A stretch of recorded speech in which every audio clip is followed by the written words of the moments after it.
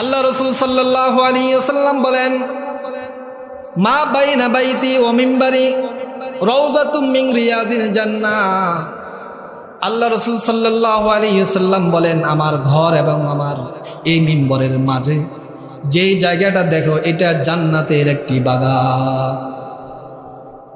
এই জায়গাটা দুনিয়ার কোনো জায়গা নয়। আল্লাহ রাসূল সাল্লাল্লাহু আলাইহি ওয়াসাল্লাম বলেন, এটি হলো জান্নাতের একটি টুকরা। এরপর রাসূল বলেন, ও মিম্বারি আলা হাউজি, এই যে আমার মিম্বার, এখানে আল্লাহ পাক রব্বুল আলামিন হাউজে কাউসার নির্মাণ করবেন। বলেন সুবহানাল্লাহ। এই জন্য মানুষ আল্লাহ রাসূলের মিম্বার এবং ঘরের মাঝে যে অংশটুকু আছে, অল্প জায়গা, এখানে মানুষ 2 রাকাত নামাজ পড়ার জন্য কি প্রতিযোগিতা লেগে যায়। এটি কোনো দুনিয়ার কোনো জায়গা না, এটি জান্নাতের জায়গা। রাউযাতুম মিন রিয়াজিল জান্নাহ, এটি জান্নাতের একটি অংশ। এখানে কোনো কথা বলা যায় না। কাবা শরীফ অনেক বৈশিষ্ট্য। এর মধ্যে সূরা বাকারার একটি তাফসীরের মধ্যে, একটি আয়াতের তাফসীরের মধ্যে আসছে, আল্লাহ পাক রব্বুল আলামিন যখন ফেরেশতাদেরকে বললেন, আমি জমিনের মধ্যে আমার প্রতিনিধি মানুষ ইনসান সৃষ্টি করতে চাই, তখন ফেরেশতারা বলল, ক্বালু আতাজআলু মান ইফসিদু ফিহা ওয়া ইয়াসফিকুদ দিমা ওয়া নাহনু নুসাব্বিহু বিহামদিকা ওয়া নুকদ্দিসু লাক। আল্লাহ, তুমি এমন জাতিকে সৃষ্টি করতে চাও যারা দুনিয়ার মধ্যে ফিতনা ফাসাদ করবে, রক্ত প্রবাহিত করবে, মারামারি করবে, কাটাকাটি করবে। তোমার যদি ইবাদতের উদ্দেশ্যে যদি সৃষ্টি করতে তোমার ইচ্ছা হতো, আমরাই তো তোমার ইবাদত করতেছি, ওয়া নুসাব্বিহু লাক, আমরাই তো তোমার প্রশংসা করতেছি, তোমার পবিত্রতা বর্ণনা করতেছি, আমরাই তো তোমার ইবাদতের জন্য স্বয়ং সম্পন্ন। অন্য জাতিকে তুমি আবার কেন সৃষ্টি করবা? আল্লাহ পাক রাগান্বিত হয়ে গেলেন। ফাকাযিবা আলাইহিম, আল্লাহ পাক রব্বুল আলামিন তাদের উপর রাগান্বিত হয়ে গেলেন। এই অবস্থা যখন ফেরেশতারা দেখলেন, ফেরেশতারা বাইতুল মামুর, দুনিয়ার কাবা হলো বাইতুল্লাহ, আর আসমানের কাবা হলো বাইতুল মামুর। আসমানের কাবা হলো কি? বাইতুল মামুর। ফেরেশতারা আল্লাহর যখন রাগ দেখলেন, আল্লাহর গোসা দেখলেন, ফেরেশতারা বাইতুল মামুরের আশপাশে তওয়াফ করতে লাগলো আর আল্লাহর কাছে ক্ষমা চাইতে লাগলো।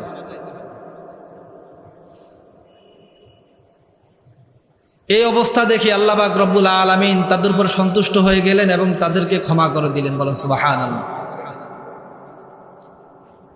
তখন আল্লাহ পাক রব্বুল আলামিন বললেন, ফেরেশতা, তোমাদের উপর রাগ করার কারণে তোমরা আমার এই বাইতুল মামুরকে তাওয়াফ করলা,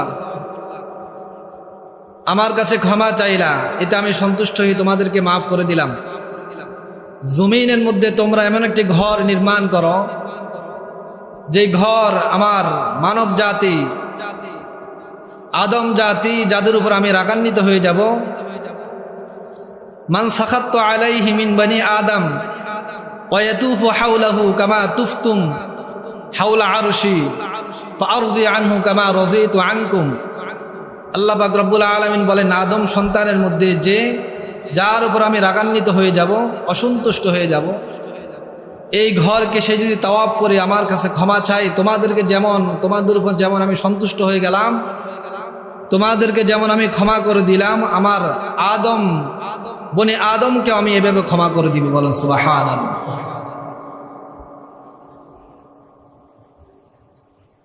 প্রথম আল্লাহ পাক রব্বুল আলামিন এই ঘর নির্মাণ করাইলেন ফেরেশতাদের মাধ্যমে। কাদের মাধ্যমে? ফেরেশতাদের। সর্বপ্রথম এই ঘর ফেরেশতারা নির্মাণ করে জান্নাতি পাথর দিয়ে। মানুষকে পাঠানোর 2000 বছর আগে আল্লাহ কাবাকে নির্মাণ করেন। কয় হাজার বছর আগে? 2000 বছর আগে। আরেকটি ঘর যেটা মানুষকে সৃষ্টি করার আগে সৃষ্টি করছেন, সেটি হলো বাইতুল মুকাদ্দাস। সেটি হলো কি? বাইতুল মুকাদ্দাস। একটি হাদিসের মধ্যে আসছে, হযরত আবু যর রাদিয়াল্লাহু তাআলা তিনি বলেন, কুলতু ইয়া রাসূলুল্লাহ আইয়ু মসজিদিন উযিআ আউওয়ালান? ক্বালা আল মাসজিদুল হারাম। আবু যর রাদিয়াল্লাহু তাআলা তিনি বললেন, আমি রাসূল করিম সাল্লাল্লাহু আলাইহি ওয়াসাল্লামকে জিজ্ঞেস করলাম, ইয়া রাসূলুল্লাহ, পৃথিবীর জমিনের মধ্যে সর্বপ্রথম কোন ঘর, কোন মসজিদ নির্মাণ হয়? আল্লাহ রাসূল সাল্লাল্লাহু আলাইহি ওয়াসাল্লাম বলেন, আবু যর, জমিনের মধ্যে সর্বপ্রথম ঘর যে ঘরটা নির্মাণ আল্লাহ করেন সেটি হলো মসজিদুল হারাম। আবু যর রাদিয়াল্লাহু তাআলা তিনি বলেন, ইয়া রাসূলুল্লাহ, সুম্মা আইয়ুন, এরপর আল্লাহ পাক রব্বুল আলামিন জমিনের মধ্যে কোন ঘরটা নির্মাণ করেন? ক্বালা রাসূলুল্লাহ সাল্লাল্লাহু আলাইহি ওয়াসাল্লাম, বাইতুল মাকদিস অথবা বাইতুল মুকাদ্দাস। এরপর আল্লাহ পাক রব্বুল আলামিন জমিনের মধ্যে বাইতুল মুকাদ্দাস, যেটা এখন ফিলিস্তিনের মধ্যে অবস্থিত, আল্লাহ পাক রব্বুল আলামিন এই ঘরটা নির্মাণ করেন। বলেন সুবহানাল্লাহ। আবু যর বললেন, ইয়া রাসূলুল্লাহ, কাম বাইনাহুমা, ইয়া রাসূলুল্লাহ, এই দুই ঘরের মাঝে কত দিনের পার্থক্য ছিল? অর্থাৎ বাইতুল্লাহ বানানোর কয়দিন পরে বাইতুল মুকাদ্দাস আল্লাহ জমিনের মধ্যে বানাইছেন? রাসূল করিম সাল্লাল্লাহু আলাইহি ওয়াসাল্লাম বলেন, আল্লাহ বাইতুল্লাহ নির্মাণ করার পর 40 বছর পর বাইতুল মুকাদ্দাস নির্মাণ করে। কয় বছর পর? 40 বছর পর। তো বাইতুল্লাহ নির্মাণ করছেন আল্লাহ মানুষ সৃষ্টির 2000 বছর আগে। কয় হাজার বছর আগে? তো বোঝা গেল বাইতুল মুকাদ্দাসও মানুষ সৃষ্টির প্রায় 2000 বছর আগে আল্লাহ বাইতুল মুকাদ্দাসকেও সৃষ্টি করছেন। পৃথিবীর মধ্যে আল্লাহ পাক রব্বুল আলামিন 3টা মসজিদকে দামি বানাইছেন। কয়টা মসজিদ? আল্লাহ রাসূল সাল্লাল্লাহু আলাইহি ওয়াসাল্লাম বলেন, সওয়াবের নিয়তে, ফজিলতের দিকে তাকিয়ে যদি তোমরা সফর করতে চাও কোনো মসজিদে, তো 3টা মসজিদে সফর করবা। কয়টা মসজিদ? এর বাহিরে আর কোনো মসজিদের ফজিলত আলাদা নাই, সবগুলোর ফজিলত বরাবর। চাই বাইতুল মুকাররম হোক আর আপনার বাড়ির আশেপাশের মসজিদ হোক, ওগুলো সবগুলোর ফজিলত কি? বরাবর। শুধু 3টা মসজিদের ফজিলত বেশি। একটি হলো বাইতুল্লাহ, আর একটি হলো রাসূল বলেন আমার মসজিদ, অর্থাৎ মসজিদে নববী। 3 নাম্বার হলো বাইতুল মুকাদ্দাস। আল্লাহ রাসূল হাদিসের মধ্যে নিষেধ করেন, এই 3 মসজিদ ছাড়া তোমরা অন্য কোনো মসজিদে নামাজ পড়ার জন্য, ফজিলত মনে করে নামাজ পড়ার জন্য সফর করবে না। অন্য কোনো উদ্দেশ্য ছাড়া, ফজিলত বেশি এটা মনে করে অন্য কোনো মসজিদে নামাজ পড়ার জন্য, শুধু নামাজ পড়ার জন্য তোমরা সফর করবে না। শুধু 3টা মসজিদ। কয়টা মসজিদ? 3টা মসজিদ। এই 3টা মসজিদে শুধু নামাজ পড়ার জন্য যদি সফর করে, এই সফরের কারণে আল্লাহ পাক রব্বুল আলামিন তার আমলনামায় নেকি দান করবেন। বলেন সুবহানাল্লাহ। হযরত আবু হুরায়রা থেকে হাদিস বর্ণিত, আন-নবী হুরায়রা রাদিয়াল্লাহু তাআলা আনহু قال قال رسول الله صلى الله عليه وسلم لا نشد الرحال إلا 3 مساجد المسجد الحرام ومسجد الرسول ومسجد الأقصى। 3টা মসজিদ ছাড়া তোমরা অন্য কোনো মসজিদে নামাজ পড়ার জন্য সওয়াবের নিয়তে সফর করবে না। 1 নাম্বার হলো মসজিদে হারাম, 2 নাম্বার হলো রাসূলের মসজিদ অর্থাৎ মসজিদে নববী, 3 নাম্বার হলো বাইতুল মুকাদ্দাস। আল্লাহ রাসূল সাল্লাল্লাহু আলাইহি ওয়াসাল্লাম বলেন, যে ব্যক্তি বাইতুল্লাহ, মক্কা মুকাররমা বাইতুল্লাহতে যে ব্যক্তি 1 রাকাত নামাজ পড়বে, আল্লাহ পাক রব্বুল আলামিন তার আমলনামায় 1 লক্ষ রাকাতের সওয়াব দিয়ে দিবে। সওয়াব বেশি না কম? বেশি। রাসূল করিম সাল্লাল্লাহু আলাইহি ওয়াসাল্লাম বলেন, যেই ব্যক্তি আমার মসজিদে নববীতে 1 রাকাত নামাজ আদায় করবে, আল্লাহ পাক রব্বুল আলামিন, বিভিন্ন রাওয়ায়াতে আসছে, এক রাওয়ায়াতে আসছে আল্লাহ পাক রব্বুল আলামিন তার আমলনামায় 50,000 রাকাতের সওয়াব আল্লাহ পাক তার আমলনামায় দিয়ে দিবে। আর মসজিদ আকসা হলো 25,000। কত? 25,000। আরেক রাওয়ায়াতে আসছে 1000 রাকাত। আর মসজিদ আকসা হলো 500। আর 500 বলতে সংখ্যা উল্লেখ করেন নাই, শুধু 5 উল্লেখ করছেন। কত উল্লেখ করছেন? 5। এই জন্য কেউ কেউ 50 এবং 25 এবং 1 লক্ষ এটা নির্ধারণ করছেন।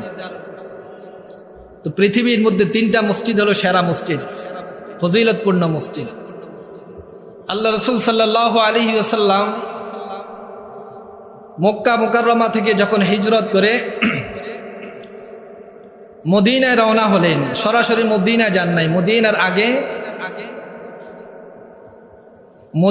আগে আল্লাহ রসুল সাল্লাল্লাহু আলাইহি ওয়াসাল্লাম কুবা উপত্যকায় তিনি অবস্থান করলেন। বনি সালিম গোত্রের মধ্যে তিনি মেহমানদারি গ্রহণ করলেন, কিছুদিন সেখানে অবস্থান করলেন। ওইখানে অবস্থান করার পর রাসূল চিন্তা করেন না, আমি তো হিজরত করে আসলাম, মদিনায় বসবাস করব, তো মদিনাতে নিজের কিছু ঘর বাড়ি তৈরি করা দরকার। রাসূল এই চিন্তা করেন নাই, নিজের জন্য ঘর বানানো এই কথা মাথায় আনেন নাই। সর্বপ্রথম তিনি কোবা উপত্যকায় তিনি একটি মসজিদ নির্মাণ করেন, সেটি হলো যেটাকে মসজিদে কোবা বলা হয়। এই মসজিদটা রাসূল সাল্লাল্লাহু আলাইহি ওয়াসাল্লাম হিজরতের পরে প্রথম মসজিদ তিনি নির্মাণ করেন। রাসূল সাল্লাল্লাহু আলাইহি ওয়াসাল্লাম এই মসজিদের ব্যাপারে তিনি বলেন, যে ব্যক্তি নিজের ঘর থেকে পবিত্র হয়ে এই মসজিদে এসে নামাজ আদায় করবে, আল্লাহ পাক রব্বুল আলামিন তার আমলনামায় একটি কবুলি হজের সওয়াব দিয়ে দিবেন। বলেন সুবহানাল্লাহ। এই মসজিদটাকে আল্লাহ পাক রব্বুল আলামিন কোরআনে উল্লেখ করছেন, লামাসজিদুন উসসিসা আলাত তাকওয়া মিন আউয়ালি ইয়াউমিন আহাক্কু আন তাকুমা ফীহি রিজালুন ইউহিব্বুনা আন ইয়াতাতাহহারু আল্লাহু ইউহিব্বুল মুতাহহিরিন। আল্লাহ পাক রব্বুল আলামিন এই মসজিদের ব্যাপারে বললেন, এই মসজিদটাই তাকওয়ার ভিত্তিতে নির্মিত হয়েছে। বলেন সুবহানাল্লাহ। মসজিদ হবে কিসের ভিত্তিতে? তাকওয়ার ভিত্তিতে। আল্লাহর ইবাদত করার জন্য, আল্লাহকে ভয় করে আল্লাহর ইবাদতের জন্য মসজিদ নির্মিত হবে।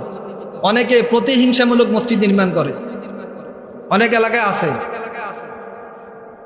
এই মসজিদে ছিল কিছুদিন, যখন তাকে কমিটিতে বা কোনো কারণে ঝগড়া লাগছে, তো সে নিজের বাড়ির সামনে একটা মসজিদ নির্মাণ করে ফেলেছে।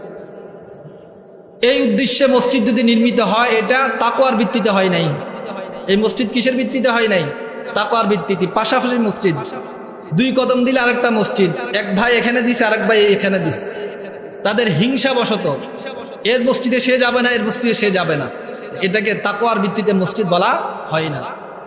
আল্লাহ পাক রব্বুল আলামিন মসজিদে কোবা, যেই মসজিদটা রাসূল করিম সাল্লাল্লাহু আলাইহি ওয়াসাল্লাম সর্বপ্রথম মদিনায় হিজরত করার পর নির্মাণ করলেন, এই মসজিদকে আল্লাহ পাক বলেন, লামাসজিদু উসসিসা আলাত তাকওয়া মিন আউয়ালি ইয়াউমিন আহাক্কু আন তাকুমা ফীহি, যে এই মসজিদটাই তাকওয়ার ভিত্তিতে নির্মিত হয়েছে। আপনি যদি কোথাও নামাজ পড়তে হয়, অন্য কোনো মসজিদ নেই, এই মসজিদে নামাজ পড়েন। এরপরের এবং আগের আয়াতে মুনাফিকরা দেখলো মুসলমানেরা সবাই আল্লাহ রসুলের ডাকে সাড়া দিয়ে মসজিদে কোবাতে নামাজ পড়তে আসে, সবাই শহীদিন গ্রহণ করতেছে। তো তারা তো মানুষকে বাধা দিয়েও কোনোভাবে মানুষকে ফিরাইতে পারে নাই। তো তারা কেউ সফরে গিয়েছিল অন্য এক রাষ্ট্রেতে, সেখানে ইহুদিরা ছিল, তো তাদেরকে অবস্থা বর্ণনা করছে। তারা বলল, তোমরাও একটা মসজিদ নির্মাণ করো, তোমরাও কি একটা মসজিদ নির্মাণ করো, সেখানে তোমাদের মাকসাদ হবে কিভাবে দ্বীনের বিরোধিতা করা যায়, কিভাবে মানুষকে রসুলের বিপক্ষে উদ্বুদ্ধ করা যায়, তোমাদের কার্যক্রম এখানে চলবে এইভাবে। তো তারা একটি মসজিদ নির্মাণ করলো। নির্মাণ করার পর রাসূলকে দাওয়াত দিলেন, বললেন, ইয়া রাসূলুল্লাহ, আমরা তো একটি মসজিদ নির্মাণ করছি, এটা আপনি একটু উদ্বোধন করে দেন। নির্মাণ করছে কে? মুনাফিকরা। কাদের বুদ্ধিতে? ইহুদিদের বুদ্ধিতে, ইসলামের বিপক্ষে ষড়যন্ত্র করার জন্য। তো আল্লাহ পাক রব্বুল আলামিন, রাসূল করিম সাল্লাল্লাহু আলাইহি ওয়াসাল্লাম ওই সময় একটা যুদ্ধ ছিল, বললেন যে আমি যুদ্ধ থেকে আসার পর তোমাদের মসজিদে আমি 2 রাকাত নামাজ পড়ে উদ্বোধন করব। তারা রাসূলকে খুব সুন্দরভাবে বলল, ইয়া রাসূলুল্লাহ, আপনি 2 রাকাত নামাজ পড়ে বরকতান আমাদের মসজিদে বরকত দিয়ে দেন, মসজিদে উদ্বোধন করে দেন। তো রাসূল সাদাসিধে গ্রহণ করে ফেললেন। কিন্তু যখন রাসূল যুদ্ধ থেকে আসার পর মসজিদে যাবে, এমন সময় আল্লাহ পাক রব্বুল আলামিন আয়াত নাজিল করলেন, লা তাকুম ফীহি আবাদা। ইয়া রাসূলুল্লাহ, আপনি তাদের এখানে মুহূর্তের জন্য দাঁড়াবেন না, কোনো নামাজ পড়বেন না, কারণ এই মসজিদটা হিংসাবশত মানুষকে আল্লাহর দ্বীন থেকে ফিরানোর জন্য, মানুষকে ধোঁকা দেওয়ার জন্য, গোমরা করার জন্য তারা এই মসজিদটা নির্মাণ করছে। এই জন্য আপনি এই মসজিদে বিন্দু পরিমাণ অল্প সময়ের জন্য আপনি এই মসজিদে অবস্থান করবেন না। বলেন সুবহানাল্লাহ। লামাস্ত লা তাকুম ফীহি আবাদা, কখনো আপনি এই মসজিদে প্রবেশ করবেন না। আল্লাহ পাক বলেন কারণ হলো ওয়াল্লাযীনা ইত্তাখাযু মাসজিদান যিরারা ওয়া কুফরান ওয়া তাফরীকাম বাইনাল মুমিনিন। আল্লাহ পাক রাসূলকে জানিয়ে দিলেন, ইয়া রাসূলুল্লাহ, এই মসজিদ যারা নির্মাণ করছে এটা মসজিদে জেরার। এই মসজিদকে আল্লাহ কি বললেন? মসজিদে জেরার, যেটা তাকওয়ার ভিত্তিতে নয়, এটাকে বলা হয় মসজিদে জেরার। কুফরান, এটা কুফরি বশত। ওয়া তাফরীকাম বাইনাল মুমিনিন, মুসলমানদের মাঝে, মুমিনদের মাঝে ফাটল সৃষ্টি করার জন্য, ডিভাইডেড সৃষ্টি করার জন্য তারা মসজিদ নির্মাণ করছে। ইয়া রাসূলুল্লাহ, ওয়া ইরসাদাল লিমান হারাবাল্লাহ ওয়া রাসূলাহ, তারা দ্বীনের মধ্যে ফিতনা সৃষ্টি করার জন্য তারা মসজিদ নির্মাণ করছে। সুতরাং আপনি তাদের এই মসজিদে কখনো আপনি এই মসজিদে প্রবেশ করবেন না। আল্লাহ রাসূলকে যখন জানিয়ে দিলেন, আল্লাহ রাসূল সাহাবায়ে কেরামদেরকে বললেন, অতি তাড়াতাড়ি গিয়ে তাদের এই মসজিদটা ভেঙে চুরমার করে দাও। সাহাবায়ে কেরাম গিয়ে এই মসজিদে জেরার, যে মসজিদটা মুনাফিকরা তৈরি করেছিল, তারা ভাবছিল যে আল্লাহ রাসূল বুঝতে পারবেন না, কিন্তু আল্লাহ পাক রব্বুল আলামিন ওহীর মাধ্যমে জানিয়ে দিয়েছেন। বলেন সুবহানাল্লাহ। পয়গম্বর আরবি সাল্লাল্লাহু আলাইহি ওয়াসাল্লাম সাহাবায়ে কেরামকে বললেন, এক মুহূর্তের জন্য যেন আর এই মসজিদটা জমিনের মধ্যে বাকি না থাকে। সাহাবায়ে কেরামদেরকে আল্লাহ রাসূল আদেশ করলেন, এখন গিয়ে তোমরা এই মসজিদটা জমিন থেকে ভেঙে চুরমার করে দাও। জেরার সব মসজিদ কিন্তু ভালো উদ্দেশ্যে দেওয়া হয় না। সব মসজিদ কিন্তু ভালো উদ্দেশ্য দেওয়া হয় না। এই মুনাফিকদের এই মসজিদকে আল্লাহ রাসূল ভেঙে চুরমার করে দিয়েছে। বাহ্যিক দিক থেকে দেখা যায় রাসূল মসজিদ ভেঙে ফেলছেন। আল্লাহ পাক বলে দিয়েছেন এটা মসজিদে জেরার, ওয়া তাফরীকাম বাইনাল মুমিনিন, এটা মুসলমানদের মাঝে ডিভাইডেড সৃষ্টি করে, শত্রুতা সৃষ্টি করে এই মসজিদটা। এই জন্য আল্লাহ রাসূল সাল্লাল্লাহু আলাইহি ওয়াসাল্লাম মুনাফিকদের এই মসজিদকে ভেঙে চুরমার করে দিয়েছে। এরপর আল্লাহ রাসূল সাল্লাল্লাহু আলাইহি ওয়াসাল্লাম মদিনা যখন গমন করলেন, মদিনায় গমন করার পর যে মসজিদে নববী যে জায়গাটা আছে, এই জায়গা রাসূলের পছন্দ হয়েছে। এই জায়গাটা ছিল দুইজন নাবালেগ ইয়েতিম বাচ্চার, সাহাল ইবনে সুহাইল, এই দুই ভাই, দুই এতিম বাচ্চার এই মসজিদ এই জায়গাটা ছিল। আল্লাহ রাসূল তাদেরকে বললেন, তোমাদের এই জায়গাটা আমার পছন্দ হয়েছে, আমি মসজিদ নির্মাণ করব, তোমরা এই জায়গাটা আমার কাছে বিক্রি করো। এতিম বাচ্চা বলল, ইয়া রাসূলুল্লাহ, আপনি মসজিদ নির্মাণ করবেন, আপনার পছন্দ হয়েছে, এই জায়গা আমরা মসজিদের জন্য বিনামূল্যে আমরা ওয়াকফ করে দিলাম। বলেন সুবহানাল্লাহ। রাসূল করিম সাল্লাল্লাহু আলাইহি ওয়াসাল্লাম বললেন, না, তোমরা যেহেতু এতিম নাবালক, এই জন্য তোমাদের এই জায়গাটা আমি বিনামূল্যে নিতে পারি না। নাবালক বাচ্চা থেকে কোনো জিনিস ক্রয় বিক্রয় করলে সহি হবে না, কারণ সে শরীয়তের মুকাল্লাফ না, কারণ তাকে আপনি ধোঁকা দিতে পারেন। সে তার মালের মালিকও সে না, তার ওলি তার মালের মালিক। এই জন্য রাসূল বললেন, তোমার এই জায়গা, আমরা দেখতাম, আমরা যখন হেফজখানা পড়তাম, উস্তাদদেরকে আমরা ছোট ছিলাম, হাদিয়া দিলে নিত না, কিন্তু তোরা নাবালেক, এই জন্য নেওয়া যাবে না। নাবালেকের হাদিয়া গ্রহণ করা জায়েজ নেই, কারণ তাকে তার মা বাবা দিছে, এবং তার মধ্যে এই মালিকানা নাই, সে যে আরেকজনকে মিলকিয়ত বানাইবে, মালিকানা বানাই দিবে, সে গ্রহণ করতে পারবে। আরেকজনকে মালিকানা বানানোর এই যোগ্যতা তার এখনো হয় নাই। এই জন্য আমাদের উস্তাদরা নাবালেকের জিনিস হাদিয়া গ্রহণ করতেন না। আল্লাহ রাসূল বললেন, তোমাদের হাদিয়া, তোমাদের এই জায়গা বিনামূল্যে গ্রহণ করা যাবে না। মূল্য দিয়ে দিলেন, এবং এই জায়গা রাসূল সাল্লাল্লাহু আলাইহি ওয়াসাল্লাম মসজিদে নববীর জন্য তিনি নির্ধারণ করলেন, এবং মসজিদে নববী নির্মাণ করলেন। বলেন সুবহানাল্লাহ। আল্লাহ রাসূল সাল্লাল্লাহু আলাইহি ওয়াসাল্লাম বলেন, এই যে মসজিদ নববী, এর মধ্যে এমন একটি জায়গা আছে যে জান্নাতের টুকরা। বলেন সুবহানাল্লাহ। আল্লাহ রাসূল সাল্লাল্লাহু আলাইহি ওয়াসাল্লাম বলেন, মা বাইনা বাইতি ওয়া মিম্বারি রাউযাতুম মিন রিয়াজিল জান্নাহ। আল্লাহ রাসূল সাল্লাল্লাহু আলাইহি ওয়াসাল্লাম বলেন, আমার ঘর এবং আমার এই মিম্বরের মাঝে যেই জায়গাটা দেখো, এটা জান্নাতের একটি বাগান। এই জায়গাটা দুনিয়ার কোনো জায়গা নয়। আল্লাহ রাসূল সাল্লাল্লাহু আলাইহি ওয়াসাল্লাম বলেন, এটি হলো জান্নাতের একটি টুকরা। এরপর রসুল বলেন ও মিম্বারি আলা হাউজি, এই যে আমার মিম্বার এখানে আল্লাহ পাক রব্বুল আলামিন হাউজে কাউসার নির্মাণ করবেন, বলেন সুবহানাল্লাহ। এই জন্য মানুষ আল্লাহ রসুলের মিম্বর এবং ঘরের মাঝে যে অংশটুকু আছে অল্প জায়গা, এখানে মানুষ 2 রাকাত নামাজ পড়ার জন্য কি প্রতিযোগিতা লেগে যায়। এটি কোনো দুনিয়ার কোনো জায়গা না, এটি জান্নাতের জায়গা। রওজাতুম মিন রিয়াজিল জান্নাহ, এটি জান্নাতের একটি অংশ। এখানে কোনো কথা বলা যায় না।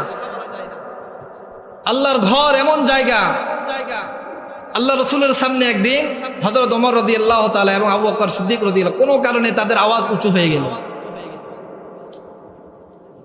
জলিলুল কদর সাহাবী 2 জন, তাদের আওয়াজ একটু উঁচু হয়ে গেছে। আল্লাহ পাক আয়াত নাযিল করলেন, ইয়া আইয়ুহাল্লাযীনা আমানু লা তারফাউ আসওয়াতাকুম ফাওকা সাওতিন নাবিয়্যি ওয়া লা তাজহারু লাহু বিল কওলি কাজাহরি বাযিকুম লিবাযিন আন তাহবাতা আমালুকুম ওয়া আনতুম লা তাশউরুন।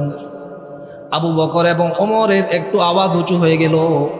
আল্লাহ পাক রব্বুল আলামিন সাথে সাথে আয়াত নাযিল করলেন, হে ঈমানদারগণ, তোমরা তোমাদের আওয়াজকে রসুলের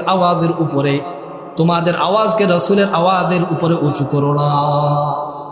এই অনুমতি তোমাদের নাই। লা তারফাউ আসওয়াতাকুম, তোমাদের আওয়াজকে রসুলের আওয়াজের উপরে করার কোনো অধিকার নাই। হাদিসের মধ্যে আসছে হযরত আবু বকর রাদিয়াল্লাহু তাআলা ওই দিন থেকে তিনি সব সময় মুখের মধ্যে একটি পাথর রাখতেন, যাতে করে কোনো সময় বেখেয়ালে যেন তার আওয়াজ রাসূলের আওয়াজের উপরে না উঠে।